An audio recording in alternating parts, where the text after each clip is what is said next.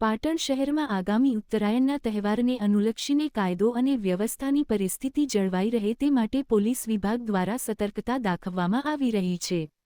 જે અંતર્ગત પાટણ સિટી એ division police દ્વારા શહેરના વિવિધ સંવેદનશીલ વિસ્તારોમાં ફ્લેગ માર્ચ અને ફૂટ પેટ્રોલિંગનું આયોજન કરવામાં આવ્યું હતું. તહેવાર દરમિયાન કોઈ અનિચ્છનીય બનાવ ન બને અને લોકો સુરક્ષિત રીતે પર્વની ઉજવણી કરી શકે તે માટે પોલીસ દ્વારા આ કવાયત હાથ ધરાઈ છે.